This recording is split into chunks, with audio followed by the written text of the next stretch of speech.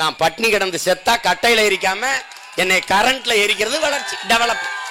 சாலையில் குண்டும் குழியுமாக இருக்கிற சாலையில் அழுங்காமல் குலுங்காமல் பயணிக்கிற சாக்கப்சரை கண்டுபிடித்து பயனில்லை என் ராஜாக்களே. சமூக விரோதி, தேச துரோகி, நகர்ப்புற நக்சல். அப்ப எப்படி இருக்குது பாருங்க, எவ்வளவு பெருமையா இருக்குது நம்மள நகர்ப்புற நக்சலா இருக்கிறது. எப்படி தண்ணி அடிச்சவன் நிலைதடு மாதிரி எந்த பக்கத்துல இருந்து வந்தான், வீடு எங்க இருக்கு, முகவரி எங்க இருக்குன்னு தெரியாம தெருவில் மயங்கி மட்டையாய் கிடக்குறானோ, அப்படி இந்த பூச்சிகள் எந்த திசையில் பயணித்து வந்தோம் என்று திசை தெரியாது, திசை மாறி மயக்கத்தில் போய் விழுந்து விழுந்து செத்துருது. நேஷனல் புரோக்கர், நாட்டின் முதலமைச்சர்கள் என்பவர்கள் ஆல் இந்திய புரோக்கர், ஆல் இந்திய அகில இந்திய தரகர்கள். நீங்க தர்பூசணி பழத்தை அறுக்கிறீங்க, நீர் சொரக்காய, நீர் பூசணிய, அது என்ன பண்ணும்? ஒரு இளம் சிவப்பு நிறத்தில் ஒரு ரோசா வண்ணத்தில் இருக்கும். ஆனா ரத்த சிவப்பில் இருக்க காரணம் என்ன?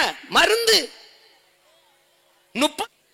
என் அருமை உடன் பிறந்தார்களுக்கு நான் ஒன்றை சொல்லுவேன். நாம் ஒவ்வொருவரும் அவசியம் படிக்க வேண்டிய, கட்டாயம் படிக்க வேண்டிய நூல்களில் பல இருக்கிறது. அதில் 2 கட்டாயம் படிக்கணும். ஒன்று ஜான் பெர்கின் எழுதிய அமெரிக்க பொருளாதார அடியாளின் வாக்குமூலம். இன்னொன்று ஆலிவர் ஹெம்பர் எழுதிய பிரிட்டிஷ் உளவாளியின் வாக்குமூலம். இது 2ஐயும் என் அன்பிற்குரியவர்கள் படிக்கணும். அதை படிக்கிற போதுதான் நம்மை சுற்றி எப்படிப்பட்ட அரசியல் கட்டமைக்கப்பட்டிருக்கிறது என்பது தெளிவாக தெரிய வரும். அமெரிக்க பொருளாதார அடியாளின் வாக்குமூலத்தை எழுதிய ஜான் பெர்கின் இவன் அன்பு மகள் ஜெர்சி இடத்திலே, அவரே ஒரு பொருளாதார அடியால் தான்.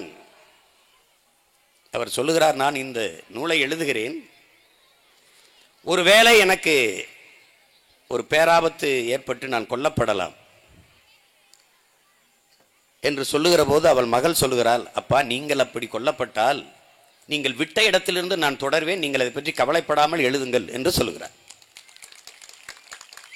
இது எனக்காகவும் நாளை உங்கள் வாரிசாக வரப்போகிற உங்கள் பேரனுக்காகவும் வழி வழியே வருகிற இன்னொரு தலைமுறைக்காகவும் நீங்கள் அக்கறையோடு இதை எழுதுகிறீர்கள், அதனால் நீங்கள் தைரியமாக எழுதுங்கள் என்று சொல்லுகிறார். அதிலே அந்த ஜான் பெர்கின் அந்த புத்தகத்தின் முகப்புரையில் குறிப்பிடுகிறார், என் அன்பிற்குரிய சொந்தங்களே, உங்கள் கண் முன்னே உங்கள் வளங்கள் களவு போவதை நீங்கள் பார்த்து கொண்டிருக்க சபிக்கப்பட்டிருக்கிறீர்கள் என்று சொல்றார். அதுதான் ஒவ்வொரு போராட்டங்களில் நாம் பங்கேற்கிற போது நமக்கு நினைவுக்கு வருகிறது.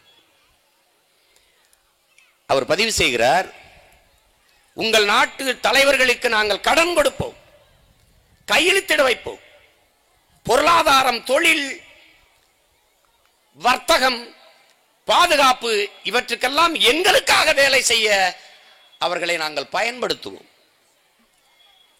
அவர்கள் தங்கள் நாட்டில் வானூர்தி நிலையம் அமைப்பது, துறைமுகம் கட்டுவது, சாலை போடுவது, மருத்துவமனை கட்டுவது, இப்படிப்பட்ட வேலைகளை செய்து தங்கள் இருப்பை தக்க வைத்துக் கொள்வார்கள் என்று எழுதியிருக்கிறார். இதெல்லாம் உங்களுக்கு சொல்லுகிற போது நினைவுக்கு வேண்டும். 8 வழிச்சாலை, விலிங்கத்தில் துறைமுகம், காட்டுப்பள்ளியில் துறைமுகம், இணையத்தில் துறைமுகம், வானூர்தி நிலைய விரிவாக்கம், இதெல்லாம் உங்களுக்கு நினைவுக்கு வர வேண்டும். இதேதான் ஆலிவர் ஹெம்பரும் பதிவு செய்கிறார். இதிலே நாம் நுட்பமாக தெரிந்தறிய வேண்டிய ஒரு அரசியல், ஒரு நாடு தன் நாட்டின் வளத்தை சுரண்டுவதை, பெரும் முதலாளிகள் தன் நாட்டின் வளத்தை திருடுவதை வளர்ச்சி என்று கட்டமைக்கிறது. இதுதான் மிகப்பெரிய கொடுமை, மிகப்பெரிய கொடுமை. தங்கத்துக்கு இணையான விலை மதிப்புடைய கிரானைட் கற்கள், சலவை கற்கள் பூமிக்கு கீழே, அதையே அரசை வெட்டி எடுத்து நாட்டின் பொருளாதாரத்தை பெருக்கி மக்களுக்கான நலத்திட்டத்தை செய்யக்கூடாது. அதை வெட்டி எடுப்பவர்கள் யார்? தனியார் முதலாளிகள். ஆற்று மணல் இவர்களுக்கு தெரியாதா? மனித உடலுக்கு தோல், அதுபோல ஆற்றுக்கு மணல். உலகின் ஆக சிறந்த நீர் வடிகட்டி மணல், உலகின் ஆக சிறந்த நீர் தேக்கி மணல். மனித உடலில் இருந்து தோலை செதுக்கி எடுத்து விட்டால் அவன் எப்படி நோய் தொற்று வந்து உடனே மரணித்து போவானோ அப்படி ஆறும் மரணித்து போகும். அரை அங்குலம் ஆற்று மணல் உருவாவதற்கு 100 ஆண்டுகள் ஆகும். இது ஆய்வு. ஆனால் 30 அடி ஆழத்திற்கு இரும்பு கை கொண்டு பொக்களின் எந்திரம் கொண்டு நீங்கள் அள்ளிவித்தால் எத்தனை லட்சம் ஆண்டுகளாவது அந்த மணல் திரும்பி மீள் உருவாக்கம் ஆவதற்கு, மீட்டுருவாக்கம் செய்யப்படுவதற்கு. 32 ஆறுகளும் மரணித்து விட்டது. இந்த ஆறுகளை உயிர்ப்பிக்க இருக்கிற வாய்ப்பு இல்லை. செத்து போச்சு ஆறு. என் அன்பிற்குரிய தம்பி தங்கைகள் நுட்பமாக கவனிக்கணும். ஆறு கண்டுதான் மனிதன் நாகரிகம் அடைகிறான். ஆற்று வழி நாகரிகம் என்று சொல்றோம். அது பார்த்துதான் குளிச்சான். வேட்டையாடி உண்ட விலங்குகளை ஏன் நாம் வளர்த்து உண்ணக்கூடாது என்று முடிவெடுத்தான். ஆடு மாடு வளர்க்க தொடங்கினான். நம் உணவுக்கு தேவையானதை நாம் ஏன் வேளாண்மை செய்து பயிரிட்டு வளர்த்து சாப்பிடக்கூடாது என்று முடிவெடுத்தான். வேளாண்மை செய்தான். இந்த ஏறு தழுவுதல் இன்று நேத்தல்ல. அந்த மாட்டை தன் உழவுக்கு பழக்குவதற்கு, தன்வயப்படுத்துவதற்கு அதன் திமிழை ஆற தழுவி தழுவி தழுவி பழக்கினான். அன்றிலிருந்துதான் இந்த ஏறு தழுவுதல் வருது. 5000 ஆண்டுகளுக்கு முன்பு சங்க இலக்கியத்திலே பாடுது, கொல்லேற்ற கோடஞ்சுவானை மறுமையும் புல்லாலே ஆய மகள் என்று. இது நேத்து இன்னைக்கு நம்ம விளையாடல. ஏறு தழுவது என்பது ஒரு விளையாட்டல்ல, நம் பண்பாடு. வேளாண்மை என்பது ஒரு தொழில் அல்ல, நம் வாழ்வியல். எங்க அப்பா நம்மாழ்வார் சொல்கிறார், பூமி தாய் நமக்கு சோறிடுவதை தொழில் என்று சொல்லக்கூடாது. தாய் மகனுக்கு பிள்ளைகளுக்கு சோறு ஊட்டுவதை தொழில் என்று சொல்வது எவ்வளவு இழிவோ அவ்வளவு இழிவது. ஏனால் அது ஒரு வாழ்வியல். அந்த ஆற்று மணல் உங்கள் கண் முன்னே களவு போகிறது, போய் விட்டது. என் அன்பிற்குரிய தம்பி தங்களே, அருமை பெற்றோர்களே, அறிவார்ந்த பெருமக்களே, ஒரு பார உந்தில் லாரியில் மணலை ஈரத்தோடு ஏற்றி கொண்டு வரும்போது 2500 லிட்டர்ஸ் தண்ணீர் அதுல கொட்டப்படுது, அதுல சிந்துது. 2500 லிட்டர் தண்ணீரோடு அது போகுது, ஈரத்தோட மண்ணை அள்ளி போகும்போது. இது சராசரி கணக்கு. நீங்கள் சாலையில் நின்று பார்த்தால் அந்த மண்ணை அள்ளி கொண்டு போற லாரியில் இருந்து சொட்டு சொட்டு சொட்டாக தண்ணீர் கொட்டும். அது தண்ணீர் அல்ல என் அன்பிற்குரிய சொந்தங்களே, அருமை பிள்ளைகளே, நம் தாய்மண் சிந்துகிற கண்ணீர் என்பதை நீங்கள் கவனத்தில் கொள்ள வேண்டும். என்னரும் பிள்ளைகளே, என்னரும் மக்கள், என்னை அள்ளி கொண்டு போகிறார்களே, வேடிக்கை பார்த்து நிற்கிறீர்களே, எதிர்காலத்தில் குடிக்க நீரின்றி உணவின்றி சாவீர்களே என்று நம் அருமை தாய் சிந்துகிற கண்ணீர் என்பதை கவனத்தில் எடுக்க வேண்டும். மணல் முடிந்து விட்டது. நீங்கள் கேளுங்கள், இந்த சீமான் ஏதாவது பேசிக் கொண்டிருப்பார், மண்ணல்லாமல் வீடு எப்படி கட்டுவீர்கள்? சரி, தமிழ்நாட்டு மக்களின் மணல் தேவைக்கு மட்டும்தான் இந்த மண் அள்ளப்பட்டதா? மாற்று மாநிலங்களுக்கு, பிற தேசங்களுக்கு இந்த மண் ஏற்றுமதி செய்யப்படவில்லையா? சொந்த நாட்டின் மண் மக்களுக்காக மட்டும் அள்ளப்பட்டிருந்தால், முறையாக அதை சீர்படுத்தி சரியாக அள்ளி அரசே விநியோகம் செய்திருந்தால் இன்னும் 500 ஆண்டுகளுக்கு இந்த மண் இருக்கிறது போல கடத்தியிருக்கலாம். ஆனால் 1/4 நூற்றாண்டில் காலி செய்து விட்டார். முடிந்து விட்டது. ஆறு செத்து விட்டது. ஆறு செத்துருச்சுன்னு எப்படி சொல்றீங்க? ஆற்று கரையிலே இருக்கிற பனை, தென்னை, பாக்கு மரங்கள் செத்து விட்டது. உங்கள் பூமி, உங்கள் தாய் நிலம் பாலைவனமாக மாறிவிட்டது. அதை பறைசாற்றிக் கொண்டிருக்கிறது யார்? பனை மரங்கள். பாலைவனத்தில் பனை மரம் வராது, அது பாலைவன பயிர் அல்ல, ஆனால் வறண்ட நிலப்பயிர். என் மண்ணான சிவகங்கை ராமநாதபுரத்தில் கூட அதற்கு இணையாக வறண்டு இருக்கிற திருச்செந்தூர் பகுதி போல அல்லது கோயில்பட்டி போல நாம் மண்ணில் கூட பனை மரம் செழித்து வளரும். காரணம், அதற்கு பக்க வேர்கள் கிடையாது, ஆணி வேர் தான். மிக நீண்ட ஆழத்திற்கு சென்று 1000 அடிக்கு கீழே இருக்கிற நீரை கூட எடுத்துக்கொண்டு வந்து வைத்து வளமாக வாழும். 10 பனை மரம் ஒரு கிணறை சுற்றி இருந்தால் கடைசி வரை தண்ணீரை வற்ற விடாது என்கிறார்கள். குறிப்பாக எங்கள் அப்பா நம்மாழ்வார் அறிவுறுத்துகிறார். அந்த பனை மரம் கழுத்து முறிந்து செத்து போகிறது என்றால் உங்கள் தாய் நிலம், எனது தாய் நிலம், நமது தாய் நிலம் பாலைவனமாக மாறிக்கொண்டிருக்கிறது என்பது பொருள். இதைத்தான் சிலப்பதிகாரம் எழுதி தந்த நமது மூதாதை இளங்கோவடிகள் அவர்கள் முல்லையும் குறிஞ்சியும் முறைமையில் திரியின் நல்லியல்பு இழந்து நிலம் நடுக்குற்று பாலையனும் படிமம் கொல்லும் என்று பாடுறார். பாலைவனமாகிவிட்டது நமது நிலம், தண்ணீர் இல்லை, நீரற்ற நிலமாக நம் தாய் நிலம் மாறிக்கொண்டிருக்கிறது. இப்போது ஆற்று மணலை முடித்து விட்டார்கள். பிறகு என்ன நடக்கிறது? மலை மணல், எம் சாண்ட்.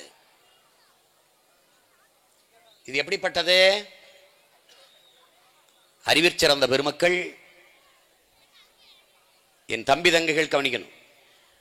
ஒரு நாட்டின் எதிர்காலம் என்பது அந்த நாட்டின் வகுப்பறையில் தீர்மானிக்கப்படுகிறது. ஒரு நாட்டின் நலன் என்பது அந்த நாட்டின் ஒவ்வொரு வீட்டின் சமையலறையில் தீர்மானிக்கப்படுகிறது.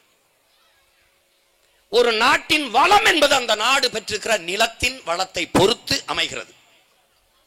ஒரு நாட்டின் நிலத்தின் வளம் என்பது அந்த நாடு பெறுகிற நீரின் வளத்தை பொறுத்து அமைகிறது. அந்த நாடு பெறுகிற நீரின் வளம் என்பது அந்த நாடு பெறுகிற மழையின் வளத்தை பொறுத்து அமைகிறது. அந்த நாடு பெறுகிற மழையின் வளம் என்பது அந்த நாடு பெற்றிருக்கிற மலைகளின் வளத்தை பொறுத்து அமைகிறது. இது ஒரு தொடர்ச்சி. ஆனால் ஆறை முடித்தாய்விட்டது. பிறகு இப்ப என்ன நடக்குது? எம் சாண்ட், மலை மணல். ஏரியை நாம் வெட்டினோம், குளத்தை நாம் வெட்டினோம், தாங்களை நாம் வெட்டினோம், ஏந்தலை நாம் வெட்டினோம், கர்ணைகளை நாம் வெட்டினோம், குட்டையை நாம் வெட்டினோம், கண்மாயை நாம் வெட்டினோம். ஆனால் ஆறை நாம் உருவாக்கவில்லை. ஆறு இயற்கை தாயின் கொடை. இது நன்கு புரிஞ்சுக்கணும். ஆறை உருவாக்கியது யார்? எப்படி? சூரிய ஒளி, கடல் நீர், வெப்பம், நீராவி மேலே போய் உடனே மேகமாக விடுவது இல்லை. ஏனால் அதற்கு அடர்த்தி குறைவு, கணம் குறைவு. அது காற்றிலே மிதந்து கொண்டிருக்கிறது. பிறகு மரங்களின் வியர்வை, விலங்குகள், மனிதர்கள், பறவைகளின் வியர்வை. மரங்களுக்கு வியர்க்குமா என்று கேட்கக்கூடாது. மரங்களுக்கு வியர்க்கிறது. ஆலமரம், அரச மரத்துக்கு கீழே கடும் கோடையிலும் உட்காருங்கள், குழு குழு என்று இருக்கும். காரணம், வேர்க்குது மரத்திற்கு. இதுவெல்லாம் நீராயாவி மேலே போய் காற்றிலே மிதந்து கொண்டிருக்கிற தூசி, கரி இவற்றெல்லாம் கலந்து ஒரு அடர்த்தியை பெற்று, ஒரு கணத்தை பெற்று மேகமாக உருமாறுகிறது. அந்த மேகத்தை காற்று நகர்த்தி கொண்டு போகிறது, தள்ளி கொண்டு போகிறது. அதை தடுத்து நிறுத்துகிற பேரரண் மலை.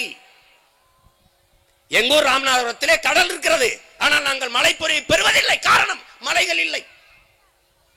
ஆனால் தேனி, கம்பம், குமிழி இதெல்லாம் மலைப்பொழிவை பெறுவது. காரணம், மேற்கு தொடர்ச்சி மலை. ஆனால் மதுரையிலே கடல் இல்லை. என்னிடத்தில் கடல் இருக்கிறது, எனக்கு நீர் இல்லை, மழை இல்லை. அப்படியே வருகிற அந்த மேகத்தை தடுத்து நிறுத்துவது மலை. அந்த மேகத்தை அறுவடை செய்து பூமிக்கு மலையாக கொண்டு வருவது மரங்கள். அந்த மலையின் மேலே அடர்ந்து இருக்கிற, உயர்ந்து இருக்கிற 200 அடி, 100 அடி, 150 அடிக்கு அடர்ந்து உயர்ந்து இருக்கிற காடுகள், மரங்கள். இதை கவனிச்சுக்கணும். இதுல இன்னும் நுட்பமா பார்க்க வேண்டியது, எங்கு குளிர்ச்சி இருக்கோ அங்க மேகம் மலையை கொட்டும், நீரை கொட்டும். ஆனால் மலை மேல அடர்ந்து இருக்கிற காடுகள் குழு குழு என்று இருக்குது, குளிர்ச்சியா இருக்குது, கொட்டிருது. இந்த மேகத்தை அறுவடை செய்து பூமிக்கு மழையாக கொண்டு வர அந்த மரங்கள், மலைகளில் அடர்ந்து இருக்கிறதே, அது எது ஒன்றையும் நமது பாட்டனோ, முப்பாட்டனோ, நமது மூதாதைகளோ, நம் பெரியப்பனோ, சித்தப்பனோ, மாமனோ, மைத்தனோ நடவில்லை. என் அன்பிற்குரிய சொந்தங்களே, அருமை தம்பி தங்கைகளே, அத்தனை மரங்களையும் நட்டது பறவைகள் என்பதை நாம் மனதில் வைத்துக் கொள்ளணும். இப்ப மரக்கன்றுகளை கொடுக்கிறது ஒரு மரபா இருக்கு, ஒரு விழிப்புணர்வு வருது. ஏன்? மரம் மண்ணின் வரம், வளர்ப்பதே மனித அறம். மனிதர்கள் இல்லாத மரங்கள் வாழும், மரங்கள் இல்லாத மனிதர்கள் ஒருபோதும் வாழ முடியாது. இந்த உயிரியல் உண்மையை நீங்க உணரணும்.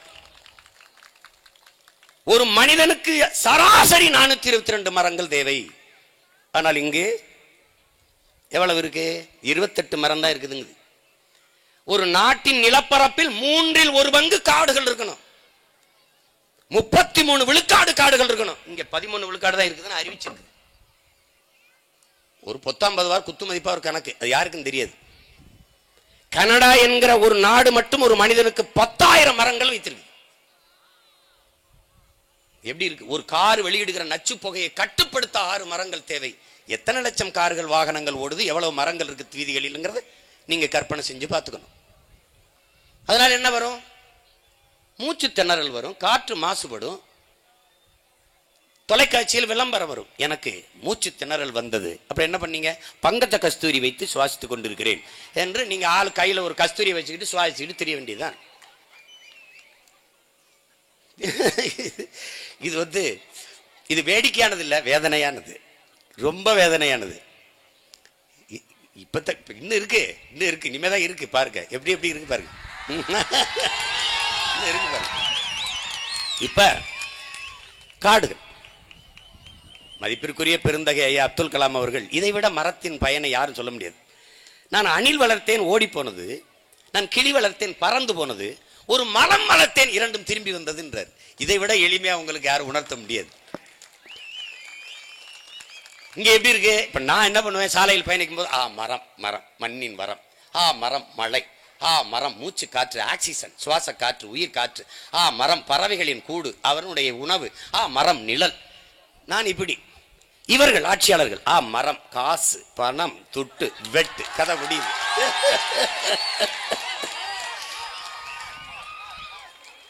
இப்ப நம்ம மலையை பார்த்தா மலை இயற்கையின் பெருங்கொடை, பல லட்சம் ஆண்டுகளாக பூமி தாய் எனக்கு தந்திருக்கிற கொடை. என் தாயின் முளைமார்பிலிருந்து பால் போல பூமி தாயின் மலைமார்பிலிருந்து அருவி. நான் அப்படி பார்ப்பேன். அவன் கல்குவாரி, காசு பணம் துட்டு வெட்டு, நொறுக்கி லாரியில ஏற்றி அள்ளி காசை கட்டு. இதுதான் கதை. இது கதை, இது நிகழ்கால கதை. இப்போ எங்கிருது? மழை பொழிவு மலைகளின் மேல அப்படி கொட்டிருச்சு, மரங்கள் அறுவடை செஞ்சு கொண்டு வந்துருச்சு. அந்த மழை நீரை உடனடியாக கீழே வரவிடாமல் தடுத்து நிறுத்துறது யார்? மரங்கள், சோலை காடுகள், புற்கள். பல ஆண்டுகளாக கீழே விழுந்து விழுந்து விழுந்து விழுந்து அந்த மரத்தின் இலையும் தலையும் மக்கி மணலாக மாறிடுது. அப்படியே அந்த மணல் உடனடியாக தண்ணீரை கீழே உருள விடாமல் பிடிச்சு சொத சொதன்று வச்சுக்கிறது. இந்த புல்லெல்லாம் தன் வேரிலே, அடர்த்தியான வேர்களிலே தன் உணவு தேவைக்காக நீரை பிடித்து வைத்துக் கொள்கிறது. கொஞ்சம் கொஞ்சமாக ஒவ்வொரு துளியாக உருட்டி விடுது. பல கோடிக்கணக்கான இந்த துளிகள் எல்லாம் உருண்டு திரண்டுதான் பேரருவியாக கொட்டுது. இத கவனிச்சுக்கணும். இதுல அது தனக்கு வசதியாக இடங்கள்ல பாதை கண்டு ஆறு ஓடுது. அதிலே மணல் எப்படி உருவாகுது? உருண்டு வரும்போது அந்த அருவி அங்கங்கே இருக்கிற சிறு பெரு பாறைகளை உருட்டிட்டு வருது, ஒன்னோடு ஒண்ணு உரசுது, மோதுது, நொறுங்கி துகள்களாகி ஆற்று மேலே மணலாக படிது. உண்மை. இப்ப இதுல மணலை காலி பண்ணிட்டு எங்கிருந்த அருவி உருவானதோ அந்த இடத்திலே தலையில கை வச்சு மலை மணல் அப்படின்னு மலையை தகர்க்கிறது. அவ்வளவு. என்ன இதுக்கு பேர் என்ன? எங்க ஊர்ல முடிஞ்சு, எங்க ஊர்ல என்ன சொல்லுவாங்க? சோழி முடிஞ்சு, கதை முடிஞ்சு.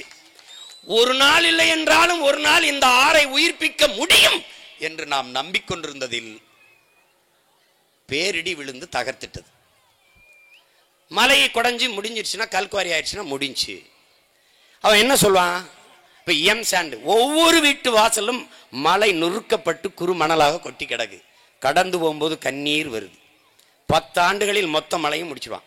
அவன் என்ன பண்ணுவான்? மலையை கல்குவாரியாக்கி சாலை போடுவது, ரோடு போடுவது, பெரிய மாளிகை கட்டுவது. மலையை நொறுக்கிட்டு மணலை வித்து வீடை கட்டிட்டு காரை வாங்கி வச்சு ரோடை போட்டுட்டு எங்க போவ? எங்க போவ? சுடுகாட்டுக்கு தானே, வேற எங்க போவ? நீ எங்க போவ? பளபளக்கும் தார் ரோடை போட்டு 1 கோடி 1.25 கோடிக்கு காரை வாங்கி நீ போனால், காருக்குள்ள ஏறி உட்கார்ந்தால் தாகம் எடுக்காதா, பசி எடுக்காதா என்ற கேள்விக்கு உலகத்தில் யாரிடத்தில் பதில் இருக்குது? ஒருத்தண்டை இல்லை. இதை பேசினால் வளர்ச்சிக்கு எதிரானவர்கள். எது ராஜாவும் வளர்ச்சி? நான் பட்னி கிடந்து செத்தா கட்டையில எரிக்காம என்னை கரண்ட்ல எரிக்கிறது வளர்ச்சி, டெவலப். எது வளர்ச்சி? எது வளர்ச்சி? பிச்சைக்காரர்கள் சோப்பு மிஷின் வச்சு பிச்சை எடுப்பதல்ல வளர்ச்சி. பிச்சைக்காரனை இல்லாத ஒரு தேசத்தை உருவாக்குவதுதான் வளர்ச்சி. அதை நோக்கி பயணிக்க வேண்டாமா? சாலையில் குண்டும் குழியுமாக இருக்கிற சாலையில் அழுங்காமல் குலுங்காமல் பயணிக்கிற சாக்கப்சரை கண்டுபிடித்து பயனில்லை என் ராஜாக்களே. எந்த வாகனமும் ஓடுகிற வசதிக்கேற்ப சாலையை போடுவதான் வளர்ச்சி. சாக்கப்சரை கண்டுபிடிக்கிறது அல்ல வளர்ச்சி. இது எப்படி இருக்கு? இதை பேசிவிட்டால் சமூக விரோதி, தேச துரோகி, நகர்ப்புற நக்சல். அப்ப எப்படி இருக்குது பாருங்க, எவ்வளவு பெருமையா இருக்குது. நம்ம நகர்ப்புற நக்சலா இருக்கிறது, சமூக விரோதியா இருக்கிறது, எவ்வளவு பெருமையா இருக்கு. சரி சொல்லுங்கப்பா, சொல்லுங்கப்பா. என்ன எல்லாம் தொடக்கத்தில் என்ன பேசினான்றீங்க? இன வெறியன், தமிழின வெறியன். எவ்வளவு மகிழ்ச்சி அடைந்தேன் தெரியுமா? எப்படி ஒரு நல்ல தமிழ் தாய்க்கும் தமிழ் தகப்பனுக்கும் நாம் பிறந்திருக்கிறோம் என்பது உறுதியாகிறது. அதை உறுதியாகி உறுதிப்படுத்தி உணர்த்தி கொண்டே இருக்கிறார்கள். தயவு செய்து திரும்ப திரும்ப சொல்லுங்க, திரும்ப திரும்ப சொல்லுங்க. என் மரபணு மாறாத தூய தமிழ் மரபனாக நான் வாழ்வதில் பெருமை அடைகிறேன். ஆம், நான் பாசிஸ்ட். எழுதுங்கள் என் நெற்றியில் நான் அரேபியன் என்று முழங்கினான் முகமது தர்வீஸ். அவனை இனப்பற்றாளன், தேச பற்றாளன் என்றார்கள்.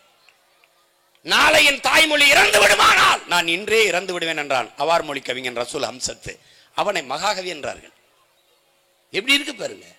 அதையே சீமான் சொன்னான், சாவனிஸ்ட், பாசிஸ்ட், இனவெறியன் என்றார்கள். இது ஒரு கொடுமை. எங்க பாட்டி தான் அடிக்கடி சொல்லுவாங்க, ஏதாவது பிரச்சனைனா கால கொடுமைடா வேறாண்டி. இது ஒரு கால கொடுமை. மலைகளை தகர்த்து கொண்டிருக்கிறார்கள். அவ்வளவுதான், வளங்கள் களவோய் கொண்டிருக்குது.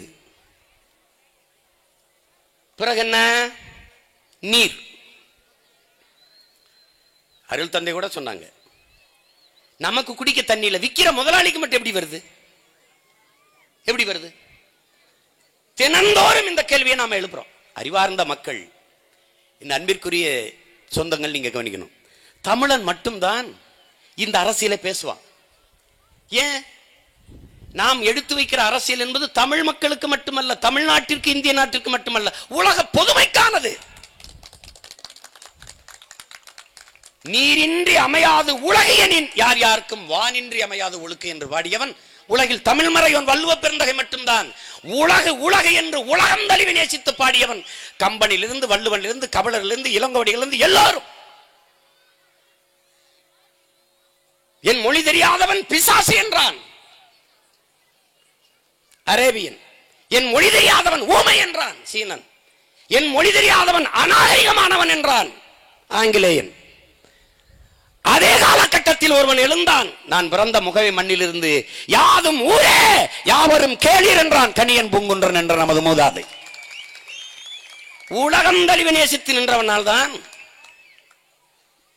தமிழ் குடிமக்களால் தான் இந்த அரசியலை எடுத்து வைக்க முடியும். 800 கோடி மக்கள் தொகையை தொடுகிறது உலகம். 100 கோடி மக்களுக்கு தான் குடிநீர் இருக்கிறது. 2 விழுக்காடு நீர் தான் குடிநீர் இருக்கிறது, நன்னீர் இருக்கிறது. இது எவ்வளவு பெரிய பேராபத்தான போக்கு. 2 விழுக்காடு, 20 விழுக்காடு, 25 விழுக்காடு, 30 விழுக்காடு உயர்த்துவதப்படி என்று சிந்திக்காது. 2 விழுக்காடு தான் இருக்கிறதா, இதை வித்தால் நன்றாக சம்பாதிக்கலாம் என்று சிந்தித்த மூளைதான் உலகத்திற்கு செய்த பச்சை துரோக மூளை, துரோக சிந்தனை. அதான் இப்ப எனக்கு தாகம் எடுத்தது. நான் பக்கத்தில் இருக்க அருள் தந்தை அவர்களை பார்த்தேன். தண்ணியான்னு கேட்டாங்க, எடுத்துட்டு வந்து ஒரு தங்கச்சி கொடுத்துட்டாங்க, குடிச்சிட்டேன். எனக்கு வாய் இருக்கு, கேட்கிறேன், தண்ணீர் என்பது வெறும் மனித தேவை மட்டும்தானா என்று அறிவார்ந்த மக்கள் சிந்திச்சு பார்க்கணும். அது உலக உயிர்களின் உயிர் தேவை இல்லையா? பூச்சி என்ன செய்யும்? ஒரு தங்கச்சி பாடும்போது பூச்சி எங்கு வாழ்வது, புழு எங்கு வாழ்வதுன்னு. பூச்சி செத்தா என்ன, புழு செத்தா என்ன நீங்க நினைக்கலாம். அதெல்லாம் செத்தா நாம செத்து போயிருவோம்ங்கிற உண்மையை நீங்க புரிஞ்சுக்கணும். அதை உணர்த்துவதுதான் கல்வி இருக்கு. எங்க அப்பா பூமி தாய்ங்கிற புத்தகத்தில் எங்க அப்பா நம்மாழ்வார் எழுதுறாங்க, நுண்ணுயிரிகள், பாக்டீரியாக்கள், பூஞ்சான், பூஞ்சை, காளான் இதெல்லாம் இருக்கு, கண்ணுக்கு தெரியாத நுண்ணுயிரிகள். இந்த மண் என்பது மண் அல்ல, பல கோடிக்கணக்கான உயிர்களின் உருவம் தான் இந்த மண். பால் தயிராவதற்கு, அது புளிச்சு தயிராவதற்கு உதவுறது யார்? நுண்ணுயிரிகள், இந்த பூஞ்சை, காளான், பாக்டீரியாக்கள். தோசை மாவு புளிக்குது, அப்படின்னா அது காரணம் யாரு? இந்த நுண்ணுயிரிகள். ஒரு மனிதன் இறந்து போனால் அவன் பிணத்தை மண்ணோடு மண்ணாக ஆக்குவதற்கு உதவுவதும் இந்த காளான்கள், இந்த பூஞ்சை, இந்த பாக்டீரியாக்கள் தான். அது என்ன எழுதுறாருன்னா, அது செய்கிற வேலையை செய்ய பல முயற்சி பண்ணி மனித அறிவு தோற்று போனதுங்கிறார். அந்த நுண்ணுயிரிகளை பற்றி நீங்க கவலைப்படுவதில்லை. நீங்க புழு தானேங்கிறீங்க, பூச்சி தானேங்கிறீங்க, வண்டு தானேங்கிறீங்க. நான் எங்க அப்பாட்ட கேட்டேன் ஒரு தடவை ஒரு விவாதத்தில், அப்ப பூச்சி மருந்து அடிக்காம பூச்சியை எப்படி கொல்றதுன்னு கேட்டேன். பூச்சி ஏன் கொல்லணும்னு கேட்டார் திருப்பி. ஒரு பூச்சி தேன் தருது, ஒரு பூச்சி அரக்கு தருது, ஒரு பூச்சி பட்டுநூல் தருது. எதுக்கு இந்த பூச்சி கொல்லணும்? பூச்சிகளை வண்டுகளை கொன்னுட்டால் உயிர் பெருக்கம் எப்படி வரும்? பல்லுயிர் பெருக்கம் எப்படி வரும்? ஒரு காய் பூக்கும், ஒரு செடி கத்தரிக்காய் பூக்கும், சொரக்காய் பூக்கும், பூசணிக்காய் பூக்கும், முருங்கைப்பூ பூக்கும். எப்படி காய்க்கும்? காய்க்காது.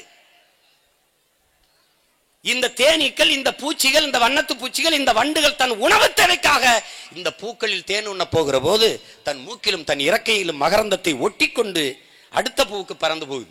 அந்த மகரந்தத்தை அந்த பூவோடு கடத்தும் போதுதான் அது சூழ் கொண்டு கரு கொண்டு காய்க்குது. இதுதான் உயிரியல் உண்மை. அப்ப இது தெரியாம பூச்சி செத்துருச்சுன்னா உற்பத்தி பெருக்கம் இருக்காது.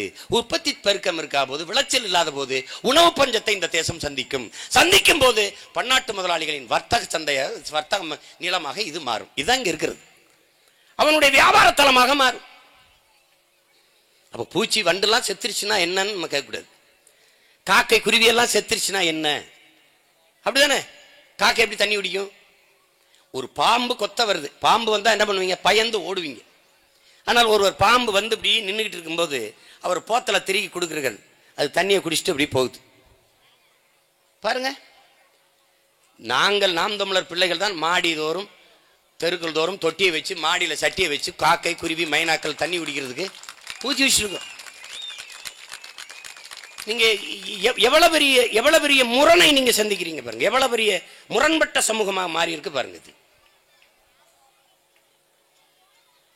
காடுகளில் இருந்து தான் நமக்கு அருவி வந்தது, நீர் வந்தது, ஆறு வந்தது, ஆறிலிருந்து நீர் வந்தது, அப்புறம் சோறு வந்தது, வயிறு வந்தது, உயிர் வந்தது, வாழ்க்கை வந்தது. இதெல்லாம் அந்த காடுகளில் தொட்டியை கட்டி கொண்டு போய் நாம அங்க காடுகளில் வாழ்கிற உயிரினங்களுக்கு, விலங்குகளுக்கு தண்ணியை ஊத்துறோம். எத்தனை நாளைக்கு ஊத்திடுவீங்க? எப்படிப்பட்ட போக்குது? அப்ப இங்க என்ன நடந்துருச்சு? தண்ணீரை மிக உயர்ந்த சந்தை பொருளாக மாற்றியதுதான் மிகப்பெரிய கொடுமை. நாம் கடையில வாங்கி குடிக்கிறோம். மற்ற உயிரினங்கள், ஒரு மாடு, ஆடு, சிங்கம், புலி, கரடி, யானை, காக்கை, குருவி, கொக்கு, மயில், மைனா, இதெல்லாம் எங்க போகும்? யாரும் சிந்திக்கல.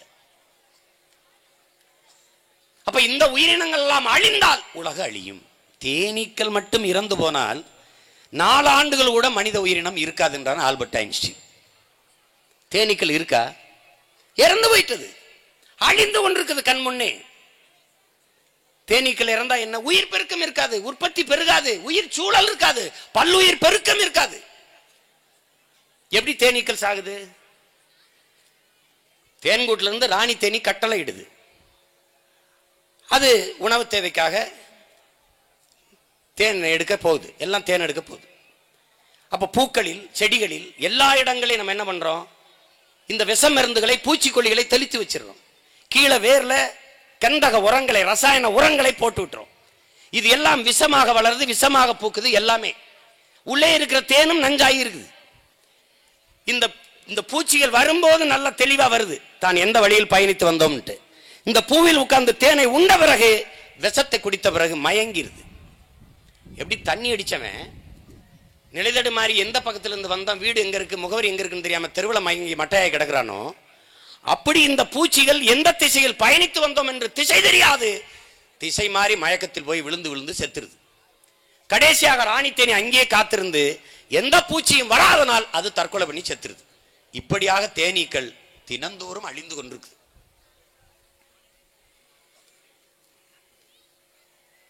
அத கவனத்தில் எடுக்கணும். நாங்க இந்த பூச்சிகளெல்லாம் பாதுகாப்பும் போது ரொம்ப பேர் சிரிச்சான். இன்னைக்கு ஜெர்மனி சட்டம் போட்டிருக்கு இந்த பூச்சிகளை காப்பாற்றணும்ட்டு. இதையெல்லாம் யார் சிந்திப்பா, யார் அக்கறைப்படுவான்னா, எவனொருவன் தன் மண்ணையும் தன் மக்களையும் பேரன்பு கொண்டு நேசிக்கிறானோ அவனால் தான் இதையெல்லாம் யோசிக்க முடியும், பேச முடியுமே ஒழிய எப்படியெல்லாம் என் மக்களை ஏமாற்றலாம் என்று சிந்திப்பவர்களுக்கு வராது. எப்படி என் மக்களை காப்பாற்றலாம் என்று யோசிப்பவனுக்குத்தான். இதை தெரு தெருவாக நாங்கள் பேசினோம். தேர்தல் களங்களில் வாக்கு சேகரிக்கும் போது கூட பேசினோம். என்னிடத்தில் கேட்டார்கள், நீங்க இதெல்லாம் பேசுறீங்களே உங்க மக்களுக்கு புரியுமான்னு. அந்த கூட்டத்தில் தான் நான் வந்திருக்கேன். எனக்கு புரியும் போது என் அக்கா தங்கச்சி என்ன என் பெரியம்மா சின்னம்மாவுக்கு புரியாதா என்ன? புரியாமலா 17 லட்சம் பேர் ஓட்டு போட்டிருக்கான். எனக்கு புரியாமலா போட்டிருக்கான். அவனுக்கு புரியும். இன்னைக்கு புரியல, நாளைக்கு புரியும், கொஞ்சம் மெதுவா புரியும். ஒவ்வொரு வளங்களாக நாம் இழந்து கொண்டிருக்கிறோம். நீங்க இப்ப இந்த பதாகையில் இருக்கிறத பார்க்கிறோம். 8 வழிச்சாலை, அதுக்கு அழுகிற அந்த தாய். இங்க அங்க அணு உலை, இங்க ஹைட்ரோ கார்பன், அங்க கெயில் எரிவாயு. இதை நுட்பமா பாருங்க. இப்ப ஈரோடு, திருப்பூர், கோவை, இங்க கெயில் எரிவாயு பதிக்கிறது. இந்த போராட்டத்தில் நான் போய் பங்கேற்கிறேன். ஒரு அப்பாட்ட கேட்கிறேன், விவசாயிட்ட, ஏன்பா இதை முதல்ல எப்படி இந்த நிலத்துக்குள்ள கெயில் எரிவாயு புதைக்க நீங்க அனுமதி கொடுத்தீங்கன்னு. தண்ணி கொண்டு போறோம்னு சொன்னாங்கப்பா. பூமிக்கு கீழே தண்ணி தானே, நிலம் குழுகுழுன்னு தானே இருக்குன்னு சொல்லி கொடுத்துட்டோம்ப்பா. அப்புறமா தெரியுது இந்த பாவி பயிலுக்கு எரிவாயு கொண்டு வராங்கப்பா. அது எப்போது விழிப்புணர்வு அடைகிறார்கள்? இந்த எரிவாயு குழாயில் ஒரு வெடிப்பு ஏற்பட்டு பேரிடர் ஏற்பட்டால், ஆபத்து ஏற்பட்டால் அதற்கு பொறுப்பு அந்த நிலத்துக்கு உரிமையாளரே ஏற்க வேண்டும். இதற்காக அதிகபட்ச தண்டனையாக அவருக்கு மரண தண்டனை வரை கொடுக்கலாம். எப்படி இருக்கு? நிலத்தையும் அவன்கிட்ட கொடுத்து நான் தூக்கில வேற தொங்கணும். இதுதான் நிலைமை. அந்த நேரத்தில் தான் நமது மக்களுக்கு விழிப்புணர்வு வந்து, எச்சரிக்கை உணர்வு வந்து வீதிக்கு போராட வந்தார்கள். அந்த போராட்டக்காரர்கள் நாங்களும் ஒருத்தர், நானும் ஒருத்தன். இந்த கெயில் எரிவாயு கேரளாவிலிருந்து கர்நாடகாவுக்கு இந்த எரிவாயு போகுது. கேரளாவிலிருந்து தமிழ்நாட்டுக்கு தேசிய நெடுஞ்சாலை வழியே புதைக்கப்படுது. தமிழ்நாட்டிலிருந்து கர்நாடகாவிற்கு தேசிய நெடுஞ்சாலை வழியே புதைத்து கொண்டு போகப்படுது. ஆனால் தமிழ்நாட்டிற்குள் மட்டும் என் நஞ்சை நிலத்தை நெஞ்சை 2ஆக பிளப்பது போல பிளந்து உள்ளே கொண்டு போகப்படுது. நீங்கள் பார்த்திருக்கலாம், என் அன்பிற்குரிய தம்பிதங்கள், அருமை பெற்றோர்கள், நடவு நட்டு பயிர் வளர்ந்திருந்த நிலத்திற்குள்ளே காவலர்களை வைத்து விவசாயி அடித்து இழுத்து விட்டு அப்படியே பொக்கலைனை வச்சு குழாயை ஆழ தோண்டி குழாயை பதிக்கிற காட்சியை நீங்க பார்த்திருக்கலாம். இது எப்படிப்பட்ட ஒரு தேசம் என்று பாருங்க. எப்படி இருக்குது? அப்ப என்ன சொல்லியிருக்கணும் ஆட்சியாளர்கள்? நீ கேரளாவிலிருந்து எப்படி கொண்டு வரியோ, தமிழ்நாட்டிலிருந்து கர்நாடகா எப்படி கொண்டு வரியோ, அதை போலவே தேசிய நெடுஞ்சாலைகள் கொண்டு செல். அவ்வளவுதானே, முடிஞ்சு. சொல்லல. காரணம் என்ன? Commission, commission. அதனால்தான் நான் இவர்களை முதல்வர்கள் அல்ல, தலைவர்கள் அல்ல, தரகர்கள், புரோக்கர்கள் என்று சொல்வதற்கு காரணமே தான்.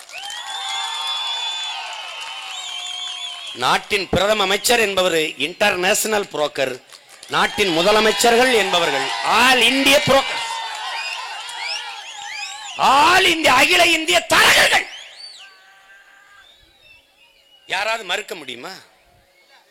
கல்வி தனியார், போக்குவரத்து தனியார், மருத்துவம் தனியார், சாலை போடுதல் பராமரித்தல் தனியார், மின் உற்பத்தி விநியோகம் தனியார், குடிநீர் விநியோகம் தனியார், எல்லாமே தனியார் மயம் என்றால் அரசின் வேலை என்ன? பதில் உண்டா? அரசின் வேலை என்ன? உலக வர்த்தக அமைப்பு WTO, வேர்ல்ட் ட்ரேட் ஆர்கனைசேஷன், அவனுடைய கொள்கை என்ன? கல்வி நடத்துவது, கல்வி நமக்கு எதுவெல்லாம் சேவையோ அதுவெல்லாம் அவனுக்கு தொழில். தொழில் செய்வது அரசின் வேலை இல்லை. அதை முதலாளிகிட்ட கொடுத்துட்டு நீ கையெழுத்த போட்டு கமிஷனை வாங்கிட்டு கம்முன்னு இரு. இதுதான் அவனுடைய கொள்கை முடிவு. எல்லாவற்றையுமே தனியார்கள் செய்வார்கள். வானூர்தி நிலையம் கட்டுவதா தனியார், துறைமுகம் கட்டுவதா தனியார், சூரிய ஒளியில் மின்பூங்கா அமைத்து மின் உற்பத்தி செய்வது விநியோகம் செய்வதா அதானி தனியார், தேசிய நெடுஞ்சாலையில் சுங்கம் வசூலிப்பதா தனியார் தான். எல்லாம் தனியார் மயம். அப்ப அரசின் வேலை என்ன? நீங்களே எழுப்பி பாருங்கள். அரசின் வேலை தான் என்ன? ஒண்ணும் கிடையாது. இவர்கள் எப்படி நீங்க தலைவர் என்று சொல்வீர்கள்? என் அன்பிற்குரிய பிள்ளைகள் சிந்திக்கணும். அரசியல்வாதிகள் எப்போதும் அடுத்த தேர்தலை பற்றி சிந்திப்பார்கள், தலைவர்கள் மட்டும்தான் அடுத்த தலைமுறையை பற்றி சிந்திப்பார்கள் என்கிறார். அப்படி இந்த நிலத்தில் அடுத்த தலைமுறையை பற்றி சிந்தித்த ஒரு தலைவன் உண்டென்றால் அது பெருந்தலைவர் காமராஜர் மட்டும்.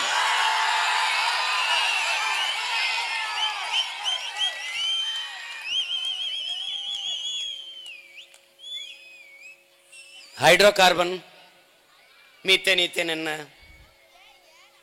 எல்லாம் பாருங்க.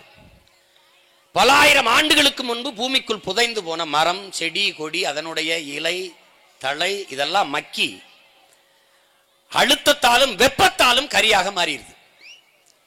இந்த கரியின் இடுக்குள்ளே, வெடிப்புக்குள்ளே ஒரு காற்று இருக்கு. அந்த காற்றை உறிஞ்சி எடுப்பதுதான் மீத்தேன், ஈத்தேன், ஹைட்ரோ கார்பன். இதெல்லாம் நல்லா நீங்க விளங்கணும். அப்ப பூமிக்குள்ளே இருக்கிற நீரை பூரா உறிஞ்சி வெளியே எடுத்தால்தான் இந்த காற்றை தனியாக பிரிக்க முடியும். கார்பன் கரிமம், ஹைட்ரோ நீரியம். இந்த நீரிய கரிமம் இதோடு ஆக்சிஜன் இதை இணைக்கிற போது, இந்த உயிர்காற்றை இணைக்கிற போது அது எரிபொருளாக மாறுது. பெட்ரோல், டீசல் போன்ற எரிபொருளாக, எரிதிரவமாக மாறுது. என்ன சொல்றான், இதுல இருந்து 18 வகையான பொருள்களை நாம தயாரிக்கிறோமா, அவங்க தயாரிக்கிறாங்களா. அதுல சமையல் எண்ணெயும் தயாரிக்கிறாங்களாம். நீ நல்லா கொஞ்சம், நீங்க எல்லாம் என்ன நினைக்கிறீங்க, கடலையில இருந்து, எள்ளுல இருந்து, தேங்காயில இருந்து என்ன தயாரிச்சு நம்ம சமைக்கல. அவன் விற்கிற எண்ணெய் எல்லாம் நீங்க இப்பதான் மரச்செக்கு வந்துகிட்டு இருக்கான். மணி இப்ப திரும்ப திரும்ப என்ன சொல்றான், மரச்செக்கு எண்ணெய் அப்படின்னு போட்டு விற்கிறான். அது உண்மையிலே மரச்செக்கா என்ன செக்குன்னு நமக்கு தெரியல. பழமைக்கு திரும்பி கொண்டிருக்கிறது மானுட சமூகம், திரும்புது. பழைய சோறு, வெங்காயம், பச்சை மிளகா துவையல் ஹெல்த்தி ஃபுட்னு உலக நாடுகளில் 5 ஸ்டார் ஹோட்டலில் வித்துக்கிட்டு இருக்கான். நாங்கள் இதை தாண்டா பிறந்ததுலேருந்து சாப்பிட்டுக்கிட்டு இருந்தோம். எங்களை கேவலம் பேசினாங்க, இவங்க கஞ்சி குடிக்கிற பயிலுன்ட்டு. நம்மள ரொம்ப கேவலமா. சோத்துல ராத்திரி ஊற்றி வைக்கிற நீச்ச தண்ணி இருக்குல்ல, அதை காலையில் அப்படியே இருத்து உப்பு போட்டு ராத்திரி உப்பு போட்டு வச்சிருவான். அப்படி குடிச்சிட்டு 11 மணி வரைக்கும் உழுது வரப்போட்டிக்கிட்டு இருந்தவங்க நாங்க. களைப்பு தெரியாம, நீராகாரம் அதுக்கு பேரு. அதை இன்னைக்கு உலக நாடுகள் போத்தல் அடைச்சு ஹெல்த்தி ட்ரிங்க்ஸ் என்று வித்து கொண்டிருக்கிறது. 1 லிட்டர் 1000 ரூபாய்க்கு. அவன் கொடுத்த தேயிலை, இந்த தேநீரையும், கருப்பு, இந்த காஃபியையும், டீயையும் நாங்க குடிச்சு செத்துக்கிட்டு இருக்கான். அவன் நீச்ச தண்ணி குடிச்சுக்கிட்டு இருக்கான். திரும்புகிறது உலகம். கருப்பட்டி சென்னையில இன்னும் தெருவில் வச்சு வித்துக்கிட்டு இருக்கான். அதை நாங்கள் முறையாக சந்தைப்படுத்துவோம். இங்க சொன்னாங்களா அருள் தந்தை, ஆடு மாடு வளர்த்தலை அரசு பணியா மாற்றுவது. என்னை கவலைப்படுத்தினா பாருங்க, எங்க ஊர் ஆட்டுக்காரன், எங்க ஊர் மாட்டுக்காரன், விவசாயத்தை தேசிய தொழிலாக்கி அரசு பணியாக மாற்றுவேன். கேவலப்படுத்தினான். ஆடு மாடுகளுக்கு ஊசி போடுகிற டாக்டர், வெட்டினரி டாக்டர், அரசாங்க மருத்துவர். டாஸ்மார்க் கடையிலே சாராயத்தை அளந்து ஊத்துகிறவன் அரசு பணியாளன். எப்படி இருக்கு? பள்ளிக்கூடங்களில் சத்துணவு போடுகிற ஆயா அரசாங்க வேலையால். ஆயா கையில சத்துணவை கொடுக்கிற எங்க ஆத்தாலும் அப்பனும் அரசு பணியாளராக இருக்கக்கூடாது. பாலின் சந்தை மதிப்பு மட்டும் 3 லட்சம் கோடி. பால் குடிக்காதவன் இருக்கான், நெய் தயிர் வக்கனையா திங்காதவன் இருக்கான், இங்கே இருக்கான். ஞாயிற்றுக்கிழமை கறிக்கடையில் போய் நிக்காத நாக்கு எங்க இருக்கீங்க? விருந்துனா கறி இல்லாம கோழி இல்லாம சாப்பிடுறான். அந்த ஆடு மாடு வளர்த்தலை, கோழி வளர்த்தலை, பட்டுப்பூச்சி வளர்த்தலை, மீன் வளர்த்தலை, நெசவு செய்தலை, பானை செய்தலை, இதையெல்லாம் அரசு பணியாக மாற்றுவோம். இவர் உடனே பானை, அப்ப குலத்தொழில் கல்விக்கு வரீங்களா? இல்லடா, நீ என்ன வேணாலும் படிச்சுக்க. 20 லட்சம் பேர் இன்ஜினியரிங் படிச்சு தெரியுது. இந்த எங்க கூட கேமரா வச்சு எடுத்துக்கிட்டு என் தம்பியில பூரா இன்ஜினியர்ஸ். எவ்வளவு காஸ்ட்லி கேமராமேன் பாருங்க. இன்ஜினியரிங் படிச்சுட்டு என்ன பண்றதுன்னு தெரியல. அண்ணனை நம்பி வந்திருக்கான். இவனாவது வந்து ஏதாவது நமக்கு வேலை கொடுப்பானான் தான். நீ என்னமும் படிக்கலாம் ராஜா, என்ன வேலையும் செய்யலாம். இழிவல்ல, எந்த வேலையும் செய்யாமல் இருப்பதான் இழிவு. நீங்கள் எழுதி வைத்துக் கொள்ளுங்கள் என் பேரன்பிற்கினிய பெற்றோர்களே, என் தம்பி தங்கைகளே. இன்னும் 1/4 நூற்றாண்டுக்கு முன்னாடி 10 ஆண்டுகளில் உலக பணக்காரனை பட்டியலிடுவார்கள். அவன் தங்கம் வித்தவனோ, வைரம் வித்தவனோ, பெட்ரோல் வித்தவனோ, டீசல் வித்தவனாக இருக்க மாட்டான். நீர் வித்தவனும் சோறு வித்தவனுமாகத்தான் இருப்பான். அந்த இடத்தில் என் தாய் நிலமும் நாங்களும் நிற்போம். உலகத்திற்கு சோறை ஏற்றுமதி செய்வோம். இவன் வளர்ச்சிங்கிறான், காரை ஏற்றுமதி செய்வது இல்லை. காரை நான் இறக்குமதி செய்யறேன், சோறை ஏற்றுமதி செய்யறேன், அவ்வளவுதான்.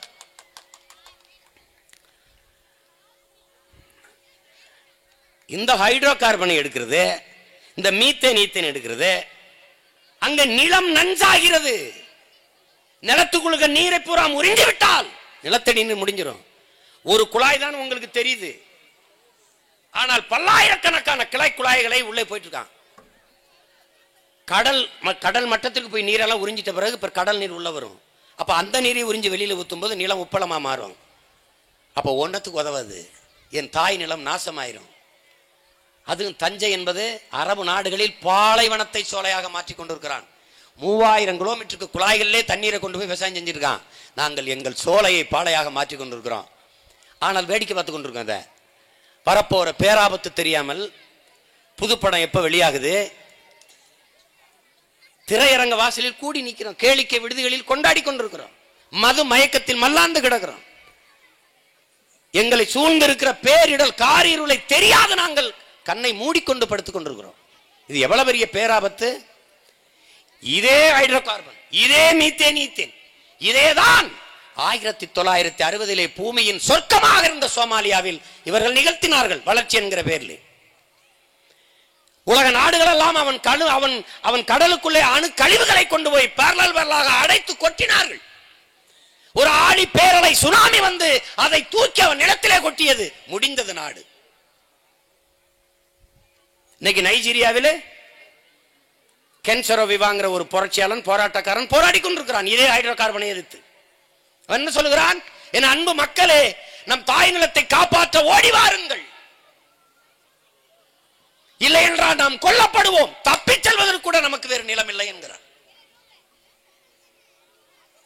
எத்தியோப்பியா, சோமாலியா, நைஜீரியா, இதை போல என் தாய் நிலமும் மாறிவிடக் கூடாது என்பதை எச்சரிக்கை உணர்வுதான் எல்லாவற்றையும் விட்டுவிட்டு உங்கள் பிள்ளைகளை வீதியில் வந்து போராட தூண்டுகிறது. ஏன்?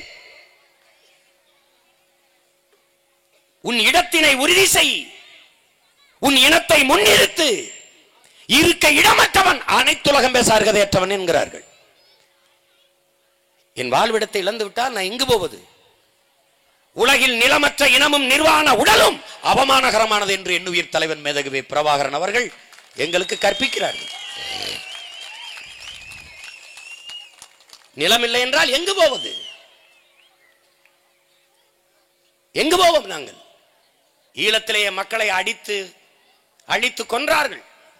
தப்பித்து வந்தவர்கள் இங்கே ஒரு தாய் நிலம் இருக்குது, அகதியாகவாவது நாங்கள் அண்டி ஒண்டி வாழ்ந்து கொண்டிருக்கிறோம். ஆனால் இந்த நிலத்தில் இருந்து விரட்டப்பட்டால் உலகில் நாங்கள் எங்கு செல்வது? 50,000 ஆண்டுகளுக்கு மூத்த ஒரு தொல்குடி சமூகம், தெற்காசிய முழுமைக்கும் பரவி வாழ்ந்தவர்கள் தமிழர்கள் தான். பிறகு மற்றவர்களாம் வந்து குடியேறுகள் என்று ஹார்வர்ட் பல்கலைக்கழகத்தினுடைய பேராசிரியர் பெருந்தகைகள் டோனி ஜோசப்பும் ரிச்சர்டு மார்டினும் தங்கள் ஆய்விலே நிறுவுகிறார்கள். இந்திய பெருநிலம் முழுமைக்கும் பரவி வாழ்ந்தவர்கள் தமிழை தாய்மொழியாக கொண்ட நாகர்கள் தான் என்று இந்திய அரசியல் சாசனத்தை வகுத்து கொடுத்த சட்டமேதை அண்ணல் அம்பேத்கர் அவர்கள் கூறுகிறார்கள். இவ்வளவு தூரம் பரவி வாழ்ந்த ஒரு தேசியத்தின் மக்கள் குறுகி காலடியிலே முடங்கி அடங்கி கிடக்கிறோம். இந்த நிலத்தையும் நாங்கள் இழப்பதற்கு எப்படி சம்மதிப்போம்? இதை விட்டு நாங்கள் எங்கே போறது? ஈழத்து பாவேந்தன் எங்கள் அண்ணன் புதுவை ரத்தினதுரை பாடுகிறார், என் அன்பான மக்களே, உங்கள் தாய் நிலத்தை பேரன்பு கொண்டு நேசியுங்கள். காரணம், உங்கள் தாய் உங்களை சுமப்பதோ வெறும் 10 மாதம் தான், உங்கள் தாய் நிலம் சுமப்பதோ நீண்ட காலம். நீண்ட காலம். அன்னையின் மடியில் இருந்து இறங்கி அடுத்த அடி எடுத்து வைத்தது அவன் நெஞ்சில் தானே. இறந்த பிறகு நீங்கள் எரிந்தோ புதைந்தோ எருவாவதும் அவள் மடியில் தானே. எனவே என் அன்பான மக்களே, உங்கள் தாய் நிலத்தை பேரன்பு கொண்டு நேசியுங்கள். நிலத்தை இழந்தால் பலத்தை இழப்பீர்கள், பலத்தை இழந்தால் இனத்தை இழப்பீர்கள். ஆதலினாலே என் அன்பான மக்களே, உங்கள் தாய் நிலத்தை பேரன்பு கொண்டு நேசியுங்கள் என்கிறார். அதனால்தான் நாங்கள் எங்கள் நிலத்தை பேரன்பு கொண்டு நேசிக்கிறோம். நீங்கள் ஹைட்ரோ கார்பன் எடுங்கள், மீத்தேன் எடுங்கள், வேண்டாம் என்று சொல்லவில்லை.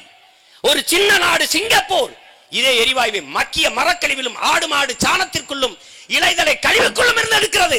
ஏன் நீங்கள் அதை செய்யவில்லை? அதான் எங்கள் கேள்வி. 8 வழிச்சாலை எதிர்க்கிற நாங்கள் வளர்ச்சிக்கு எதிரானவர்கள் அல்ல. நீங்கள் சொல்வது வளர்ச்சியே அல்ல. அதுதான் எங்களுடைய கருத்து நிலைப்பாடு. 8 வழிச்சாலை என்ன, 18 வழிச்சாலை கூட போடுங்கள். பிரேசிலை போல, ஜப்பானை போல, சீனாவை போல மலையை தகர்க்காமல், விளை நிலத்தை பறிக்காமல், காடுகளை அழிக்காமல் ஒரு மிக உயர்ந்த தூணை எழுப்பி அதன் மேலே 8 வழிச்சாலை போடுகிறார்கள் அந்த தேசத்தில். அதை போல போடுங்கள். வளர்கிற நாடு, டிஜிட்டல் இந்தியா நாங்கள் ஏற்கிறோம். ஆனால் என் விளைநிலங்களை அழித்து, என் காடுகளை அழித்து, என் மலைகளை தகர்த்து நீங்கள் போடுகிற சாலைக்கு பெயர் பசுமை சாலை என்று வைத்தால் எந்த பைத்தியக்காரன் ஏற்றுக்கொள்வான்? அறிவார்ந்த மக்கள் சிந்திச்சு பாருங்க. 8 வழிச்சாலை இதற்கு வேகமாக வீட்டுக்கு போய்விடலாம். போய் என்ன செய்வீர்கள்? சினிமா பார்ப்பீர்கள், சீரியல் பார்ப்பீர்கள், வேற என்ன செய்வீர்கள்? காரில் போறவனை பற்றி கவலைப்படுகிற என் நாடு, காருக்கு உள்ளே இருக்கிறவனுக்கு நீரும் சோறும் கொடுக்கிற விவசாயியை பற்றி ஏன் கவலைப்பட மறுக்கிறது? ஏன்?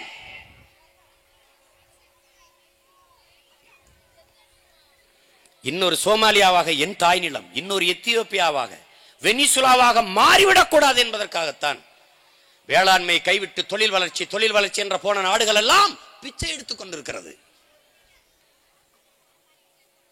அந்த நிலை என் நாட்டிற்கு வந்துவிடக்கூடாது என்கிற எச்சரிக்கை உணர்வுதான் கண் முன்னே தெரிகிறது. அதை போல ஒரு வீழ்ச்சி, அதை போல பெருந்துயர் என் தாய் நிலத்திற்கு வந்துவிடக்கூடாது என்கிறதான் எங்களுடைய கவலை.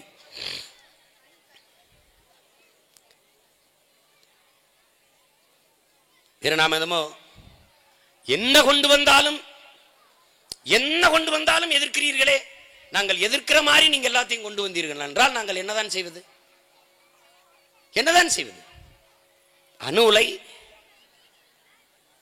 உலை இல்லை என்றால் மின்சாரத்துக்கு எப்படி என்ன செய்வீர்கள்? நம்மளை கேட்கிறது. அணு உலை என்றால் மின்சாரத்துக்கு என்ன செய்வீர்கள்? அறிவார்ந்த மக்கள் சிந்தித்து பாருங்கள். அணு உலை கண்டுபிடிக்கப்பட்டது மின் உற்பத்திக்காகவா? மின்சாரம் கண்டுபிடிக்கப்பட்டது அணு உலையாலையா? இல்லை.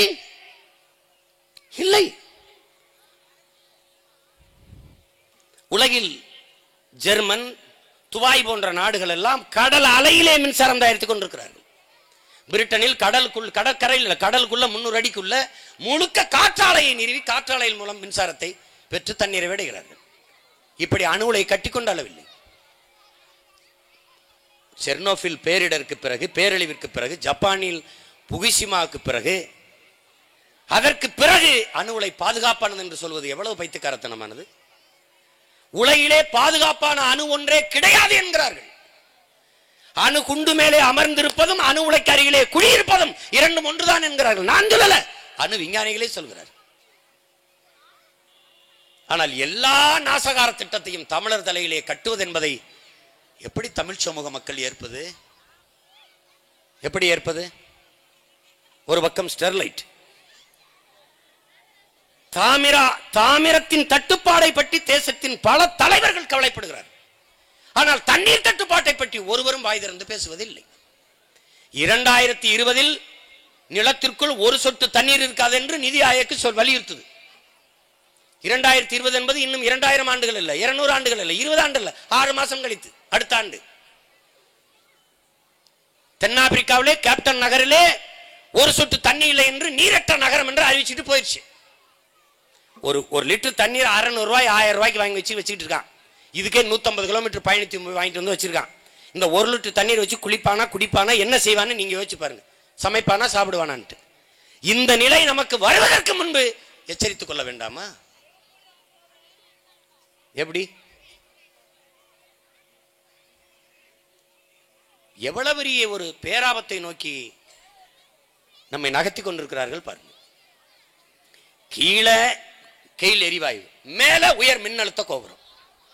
இந்த மின்னழுத்தத்தை, இந்த மின்தடத்தை பூமிக்குள்ளே கம்பி வடம் மூலமாக நீங்கள் கொண்டு செல்லுங்கள் என்கிறோம். உலகில் பல்வேறு நாடுகள் அப்படிதான் கொண்டு போகுது. ஒரு பெருங்குழாய், அதுக்குள்ளே தடம், ஒரு கம்பி வடத்துக்குள்ள அதை அப்படியே கொண்டு போக வேண்டியதானே, பூமிக்குள்ள புதைச்சு. அதுல என்ன உங்களுக்கு சிரமம்? மேலே கொண்டு போறீங்க மின்சாரத்தை, கீழே வச்சிருக்கிற குழல் விளக்கு டியூப் லைட் எரியுது. எப்படி? திடீர்னு நம்ம நிற்கும் போது எப்படி ஒரு மயக்கம் வந்து கிடினஸ் சொல்லி கீழே விழுகிறோமோ அப்படி அதை கடக்கிற போதெல்லாம் பறவைகள் செத்து விழும். எப்படிப்பட்ட ஒரு பேராபத்து! அறிவார்ந்த மக்கள் நீங்க சிந்திக்கணும். ஆனால் காந்தியடிகள் இந்த இயற்கை எண்ணெய் நம் பூமி தாய் எல்லா உயிர்களுக்குமான தேவையை தந்து விடுகிறாள். ஆனால் மனிதனின் பேராசைக்கு தர முடியாமல் தவிக்கிறாள் என்கிறார் புத்தன். நமக்கு போதிக்கிறான், பூவுக்குள் தன் உணவுக்காக தேனை வந்து வண்டு எந்த பூவுக்கு எந்த சேதம் இல்லாமல் எப்படி உண்டு விட்டு திரும்புகிறதோ அப்படி நீ இயற்கையை பயன்படுத்திக்கணுங்கிற. பிரான்ஸ் மண்ணியல் ஆய்வறிஞன் கிளாடு பூரிங்கோ, என் அன்பான பிள்ளைகளே, என் அருமை தம்பி தங்கைகளை, ஓடி வாருங்கள். 20 லட்சம் ஆண்டுகளாக நம்மளை தூக்கி சுமந்த நம் பூமி தாய் சாக கிடக்கிறாள், மரண படுக்கையில் படுத்து கிடக்கிறாள். ஆதியில் காடுகளில் வாழ்கிற போது நாம் வேட்டையாடி உண்டோம், கிழங்குகளை உண்டோம், கனிகளை உண்டோம். அப்போது நம் தாய் கன்னிகளியாமல் கற்போடு இருந்தாள். இந்த பேராசைக்காரர்கள் பணவேட்டைக்கு வருகிற போது, பணவேட்டை ஆடத் தொடங்கிய போது நம் தாய் கற்பழிக்கப்பட்டு விட்டால். 18 வயதிலே பாட்டியாக்கி விட்டோம், மரணிக்க கிடக்கிறாள், ஓடியாருங்கள், காப்பாற்ற வாருங்கள் என்கிற. எதை பற்றியும் கவலை கிடையாது, வளங்களை வேட்டையாடுவதுதான். இந்த பூமி என்பது என்ன? நம் தாய். தாய்க்கு நீங்கள் என்ன நோயை கொடுக்கிறீர்களோ அதே நோய் பிள்ளைக்கு வரும். 3 வயது குழந்தைக்கு புற்றுநோய். என் தங்கை சொல்லி அழுகிறாள், அந்த குழந்தை என்ன பாவம் பண்ணா செய்தது என்று. சிகரெட் பிடிச்சிருக்குமா, இல்ல பான்பராக் போட்டிருக்குமா, என்ன செஞ்சிருக்கும்? தாயின் மார்பில் பால் குடித்திருக்கும், அல்லது தாய் ஊட்டிய உணவை உண்டு இருக்கும். எப்படி புற்று வந்தது? உணவு விஷமானது, தாய்ப்பால் நஞ்சாகி விட்டது, குடிக்கிற நீர் நஞ்சாகி விட்டது. இது காரணம் யார்? காரணம் யார்? பதில் இல்லை. வீசும் காற்று விஷமானது, குடிக்கிற நீர் நஞ்சானது, உண்ணுகிற உணவு நஞ்சாய் போன பிறகு உங்களால் அச்சமின்றி பழங்களை உண்ண முடிகிறதா? மாம்பழம் சாப்பிட முடிகிறதா? இயற்கையாக மரங்களில் பழுத்த பழங்களை நீங்கள் பார்க்க முடிகிறதா? திராட்சை பழம் உங்களால் உண்ண முடிகிறதா? என் அன்பிற்குரிய தம்பிதங்களை, பெற்றோர்களை, பூச்சி கத்தரிக்காய், பூச்சி தக்காளி நீங்கள் பார்க்க முடிகிறதா? மாம்பழத்திற்குள் வண்டு இல்லாத மாம்பழம் இல்லை. இன்னைக்கு மாம்பழத்திற்குள் வண்டு உங்களால் பார்க்க முடிகிறதா? இல்லை. காரணம் என்ன? கத்தரிக்காயை பூச்சி கடிச்சா செத்துரும். ஏன்? அது கத்தரிக்காய் இல்ல, விஷம். பூச்சி உடனே செத்து விடுகிறது, நாம் கொஞ்சம் கொஞ்சமாக சாவோம். தக்காளி கீழே போட்டால் தெரிக்கும், 2 நாளில் அழுகி போகும். ஆப்பிள்லாம் அப்படித்தான். இன்னைக்கு 6 மாசம் ஆனாலும் ஆப்பிள் அப்படியே இருக்குன்னா காரணம் என்ன? நீங்க தர்பூசணி பழத்தை அறுக்கிறீங்க, நீர் சொரக்காய, நீர் பூசணிய, அது என்ன பண்ணும்? ஒரு இளம் சிவப்பு நிறத்தில் ஒரு ரோசா வண்ணத்தில் இருக்கும். ஆனால் ரத்த சிவப்பில் இருக்க காரணம் என்ன? மருந்து. 30 நாளாக ஒரு தக்காளி அழுகாமல் கெடாமல் இருக்குது. எப்படி? தக்காளி கீழே போட்டா தெரிக்கும், தக்காளி கீழே போட்டா குதிக்குதே. எப்படி? எப்படி? விதைக்கு உள்ளே தவளை பன்றியின் கொழுப்பை செலுத்துறான், விதைக்கு உள்ளே பூச்சி மருந்த தள்ளிடுறான். கத்தரிக்காய், மரபணு மாற்றப்பட்ட கத்தரிக்காய், பீட்டி கத்தரிக்காய் மரபணு மாற்றப்படுது. கடுகு இவன் என்ன பண்ணிச்சு? எதுக்கு மரபணு மாற்றான்? கடுகு என்ன பண்ணிருச்சு? ஏன் மரபணு மாற்றான்? உங்களை மரபணு மாற்ற முடியாது, ஆனால் மரபணு மாற்றப்பட்ட உணவை நீங்கள் உண்டால் உங்கள் மரபணு மாறி போயிடும். அப்புறம் என்ன ஆயிரும்? இப்ப எங்களை மாதிரி ஆளு கத்திக்கிட்டு இருக்கோம்னா கொஞ்சம் நஞ்சம் இந்த மரபணு மாறாது, இன்னும் மானத்தமிழன் ரத்தம் ஓடிக்கொண்டிருக்கனால கத்திக்கிட்டு இருக்கான். பல பேர் எனக்கு என்னன்னு போயிட்டு இருக்கானே, அவன் மரபணு மாறி போச்சு. உண்மையிலே மாறிட்டு 13 தலைமுறைக்கு மேலே அவன் மரபணு இருக்காதுங்கிறான். தூய மரபணு மாறி அதை புதுப்பிக்கணுங்கிறான். புதுப்பித்துக் கொண்டார்கள் முன்னோர்கள். கிடாயம் மோத விட்டார்கள், பொழுதுபோக்கு செய்தார்களா? இல்லை. தோற்ற கிடாயை வெட்டி கரியாக்கினார்கள், உப்பு கண்டம் போட்டார்கள், சைத்த கிடாயை வைத்துக் கொண்டார்கள். எதற்கு? இனப்பெருக்கத்திற்கு. சேவல் சண்டை விட்டார்கள், தோத்த சேவலை அறுத்தார்கள், சமைத்தார்கள், சாப்பிட்டார்கள். ஜெயித்த சேவலை வைத்துக் கொண்டிருந்தார்கள், வெற்றி பெற்ற சேவலை. எதற்கு? இனப்பெருக்கத்திற்கு. ஜல்லிக்கட்டு நடத்தினார்கள், வீரியமிக்க காளைகளை அடுத்த தலைமுறைக்கு கடத்த வைத்திருந்தார்கள். தோற்று போன காளையை வித்துருவான், உடனே வித்துருவான், அடிமாட்டுக்கு போயிடும். வென்ற காளையை வைத்திருப்பான். ஏன்? ஆட்டிலும் மாட்டிலும் கோழியிலும் அடுத்த தலைமுறைக்கு வீரத்தை கடத்திய பரம்பரையில் வந்தவன் தமிழன். மரபணு மாறாமல் இருக்கணும்னு நினைச்சா. ஆனா இன்னைக்கு வந்தவரெல்லாம் வாழ வைக்கும் தமிழகம். பெருமையா கேட்க அதுல மயங்கி மல்லாக்கப்படுத்திட்டான். அவன் வரேன் வரலாம் ஏறி மிதிச்சு எச்சை கறி துப்பிட்டு போயிட்டான். வந்தவரை எல்லாம் வசதியாக வாழ வைத்த இனம் சொந்தங்களை அகதியாக வாழ வைத்துட்டு இருக்கு. எவ்வளவு பெரிய கேவலம்! எல்லாரையும் வசதியாக வாழ வைத்து விட்டு இவன் வாடகை வீட்டுல குடியேறிட்டான். கதை முடிஞ்சிருச்சு. பண்பட்ட இனம் போராட வராதுங்கிறான். இந்த போராட வராம அமைதியா இருக்கிறத நாகரிகங்கிறான். கிடையாது. போர்க்குணமற்ற இனம், போர்க்குணமற்ற உயிரினம் பரிதாபத்துக்குரியது. போராட்டமே வாழ்வின் இருத்தலை உறுதி செய்கிறது. போராடும் போதுதான் மனிதன் பிறக்கிறான் என்கிறான் மார்க்சியம் கார்கி. போராளினா ஒண்ணும் இல்ல, நீ போராட அஞ்சுகிறாய். ஒவ்வொரு நாளும் பூமியோடு போராடி விதை முளைக்கிறதுங்கிறான் சேகுவேரா. போராடல நீ எப்படி தாயின் வயிற்றுக்குள்ள இருந்து வெளியில வந்திருப்ப? போராட்டத்துல நீ பிறக்கிற. அதான் மார்க்சியம் கார்கி சொல்றான். கைய காலை உதச்சி நீ அங்க போராடினதான் பாரு. இன்னைக்கு வரைக்கும் கைய காலை உதவிட்டு போராடிட்டு இருக்க பாருங்க. இப்படி கொடுந்தோயர்ல விட்டது யாரு? எங்களை யாரெல்லாம் 50 ஆண்டுகளாக ரெட்டலைக்கு உதயசூரியனுக்கு ஓட்ட போட்டார்களோ அவர்கள் தான் எங்களை இப்படி இப்படி இப்படி என் சித்தப்பனும் பெரியப்பனும் தாத்தனும் பாட்டியும் போட்டு பேர பிள்ளைகளை வீதியில் நின்று முச்சந்தில் நின்று கத்த விட்டான். என் நிலைமை என் முன்னாடி உட்கார்ந்துருக்க என் தம்பி தங்கைகளுக்கு வந்துடக்கூடாதுங்கிறது தான் இவ்வளவு கத்துறது. ஈழ தேசத்திற்குள் நான் பயணிக்கிற போது பதாகைகள், சின்ன சின்ன பிஞ்சுகள், அக்கா அண்ணா உங்கள் போராட்டத்தை எங்களுக்கும் கையளிக்க போகிறீர்களா என்று கேட்பது போல என் தலைவர் எழுதி வச்சிருந்தார். அது எதுக்கு? நாம் அடிமை, நான் அடிமை. புரட்சியாளர் அம்பேத்கர் சொல்றாரு, எப்படி சொல்றாரு?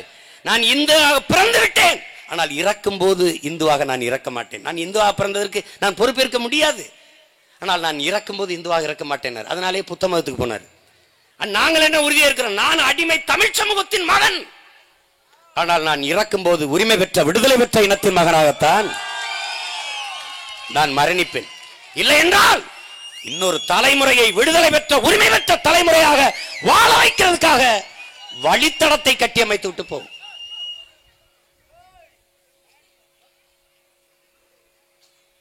எல்லாம் முடிஞ்சிட்டு, ஏறக்குறைய எல்லாம் முடிஞ்சிட்டு, கையேறு நிலையில் நின்று கொண்டிருக்கு இந்த தமிழ் இனம். கையேறு நிலையில். ஒரு தேசினத்தின் வளம் என்பது என்ன? அதன் மொழி. இங்கே பேசிய அருள் தந்தைவர் கூட என்னை அறிமுகப்படுத்தும் போது குறிப்பிட்டாங்க, மொழியிலேனா ஒண்ணுமே இல்லை. மொழி சிதைந்து அழிந்தால் ஒரு இனம் சிதைந்து அழியும். ஒரு நாட்டை அழிப்பதற்கு யானைப்படை குதிரைப்படை கொண்டு வர வேண்டியதில்லை, பீரங்கி கொண்டு வர வேண்டியதில்லை, ஒரு உயிரை கொள்ள வேண்டியதில்லை, ஒரு துளி ரத்தம் பூமியிலே சிந்த வேண்டியதில்லை. அழித்து விடலாம். எப்படி? முதலில் அவன் மொழியை அழித்து விடு. அழித்து விட்டால் அவன் கலை இலக்கியம் பண்பாடு செத்துவிடும். செத்து விட்டால் இனம் செத்துவிடும். இனம் செத்து விட்டால் நாடு அடிமையாயிரும், நாடு செத்துடும். ஏறக்குறைய 95 விழுக்காடு என் மொழி, என் கலை, என் இலக்கியம், என் பண்பாடு எல்லாம் செத்து இனம் செத்துருச்சு. செத்துருச்சு. தாய்மொழியை விட்டும் தன் இன வரலாறை விட்டும் தமிழ் இன மக்கள் வெளியேற்றப்பட்டு விட்டார்கள். வசதியாக வெளியேறிவிட்டார்கள். அடிமையாக வாழ்கிறார்கள். நாங்கள் அடிமையாக வாழ்கிறோம் என்பதையே அறியாமல் வாழ்கிறார்கள். இன்னும் ஒருபடி மேலே போய் அடிமையாக வாழ்வதே அருமையான சுதந்திரம் என்று கருதி வாழ்கிறார்கள்.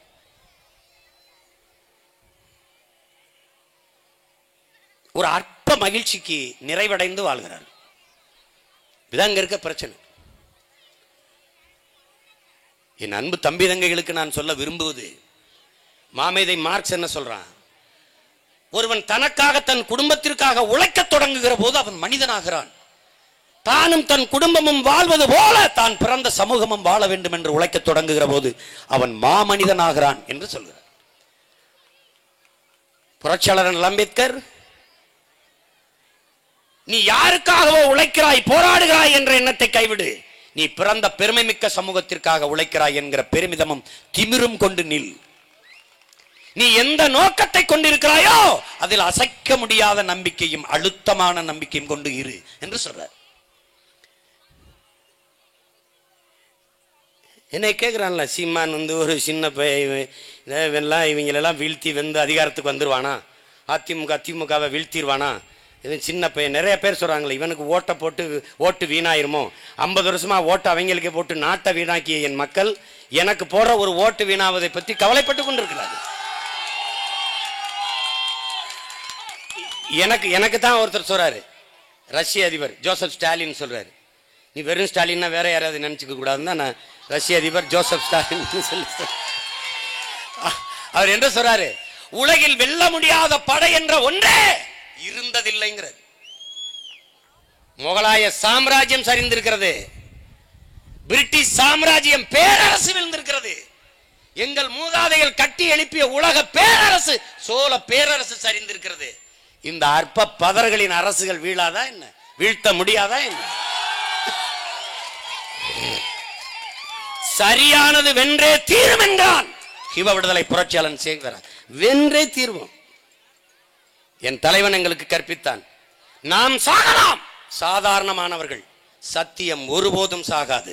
சத்தியம் தோற்றதாக உலக சரித்திரத்தில் செய்தி இல்லைங்கிறார். வெல்லுவோம். நாங்கள் தொடர்ந்து போராடுவோம். என் மண்ணின் வளத்தையும் மக்களின் நலத்தையும் எவன் கெடுத்தாலும் அதை தடுப்பதற்கு நாங்கள் போராடுவோம். உயிர் என்பது எனக்கு மட்டுமானது. என் இனத்தின் உரிமை என்பது ஒட்டுமொத்த தேசிய இனத்திற்கானது. அதனால்தான் உயிர் உன்னதமானது நான் அறிவேன். ஆனால் அந்த உயிரினும் மேலானது எமது உரிமை, எமது விடுதலை, எமது பெருமை மிக்க வாழ்வு என்கிறார் எங்கள் தலைவன். நாங்கள் உயிரை இழக்கலாம், உரிமையை ஒருபோதும் இழக்க முடியாது. கடமை இல்லாத உரிமை இல்லை. எனவேதான் பிறவி கடனாக நாங்கள் தொடர்ச்சியாக எங்கள் தாய் நிலத்தின் பாதுகாப்பு, நிலத்தின் வளத்தை பாதுகாக்க களத்திலே நிற்கிறோம். அது ஸ்டெர்லைட் ஆகட்டும், அணு ஆகட்டும், மீத்தேன், ஈத்தேன் ஆகட்டும், ஹைட்ரோ கார்பன் ஆகட்டும், கெயில் எரிவாகட்டும், உயரழுத்த மின்னழுத்த கோபுரமாகட்டும், பெட்ரோகெமிக்கல் மண்டலமாகட்டும், என் நிலத்தை நஞ்சாக்குகிற எந்த நாசகார திட்டத்தையும் நாங்கள் அனுமதிக்க மாட்டோம். இதையெல்லாம் விரட்டி அடிக்கிற வலிமை கொண்ட ஒரு அதிகாரத்தை தமிழ் தேசியர்கள் நாங்கள் நிறுவுவோம் எங்கள் தாய் நிலத்திலே. அன்றைக்கு இந்த நச்சு திட்டங்களை எங்கள் தாய் நிலத்திலிருந்து அப்புறப்படுத்துவோம். பாருங்க, விவசாயத்தை கைவிட்ட எல்லா நாடுகளும் பிச்சை எடுக்கிறது. வெனிசுலா அதிபர் வளத்தை அரசுடைமையாக்கினார். இன்னைக்கும் பெட்ரோல் டீசல் 10 ரூபாய் தான். சாப்பிட எதுவும் இல்லை. மக்கள் ஒரு ரொட்டி துண்டுகளுக்காக அடித்து பிடித்து ஓடி கடைகளை நொறுக்கி திருடிக் கொண்டிருக்கிறார்கள். வங்கி பணியாளர்கள் பணத்தை திருட வருவார்கள் என்று பணத்தை எடுத்து வீதியில இறைச்சி விட்டார்கள். ஆனால் அன்பிற்குரிய சொந்தங்களே, ஒருவன் கூட குனைந்து ஒரு தாளை எடுக்கல. காலுக்கு கீழே பணத்தை மிதித்து விட்டு ஓடுகிறான். பணத்தை பொருள்படுத்தவே இல்லை. எங்கே? கடைகளை அடித்து நொறுக்கி ரொட்டி துண்டுகளை எடுத்து தின்ன.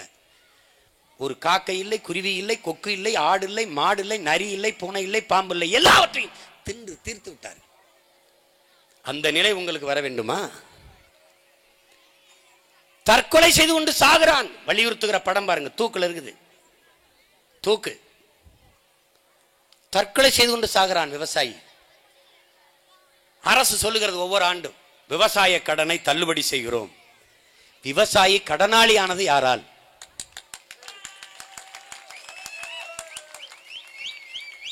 பான்பராக்கு குட்கா தயாரிக்கிறவன், விற்பவன் எவனும் தற்கொலை செய்யவில்லை. ஆனால் பான்பராக்கு குட்கா போடாமல் நீங்கள் வாழ முடியும். மது உற்பத்தி செய்கிறவன், விற்பவன் தற்கொலை செய்யவில்லை, பெரும்பணக்காரனாகிறான். ஆனால் மது குடிக்காமல் உங்களால் வாழ முடியும். புகையிலை சிகரெட் தயாரிக்கிறவன், விற்பவன் ஏழையாகவில்லை, தற்கொலை செய்யவில்லை, பெரும் பணக்காரனாகிறான். ஆனால் புகைக்காமல் உங்களால் வாழ முடியும். ஆனால் உணவின்றி உங்களால் வாழ முடியாது. உணவை கொடுக்கிற உழவன் கடனாளி ஆகிறான், தற்கொலை செய்கிறான் என்றால் எவ்வளவு பெரிய கொடுமை என்பதை அறிவார்ந்த தமிழ் சமூகத்தின் மக்களின் தம்பிதங்கள் சிந்திச்சு பார்க்கணும். ஒரு விவசாயி ஒரு நாட்டில் வாழ்கிறான், வளர்கிறான் என்றால் அந்த நாடு வாழுது, வளர்கிறது. ஒரு நாட்டில் ஒரு விவசாயி வாழ முடியாமல் சாகிறான் என்றால் அந்த நாடு நாடு இல்லை, சுடுகாடு.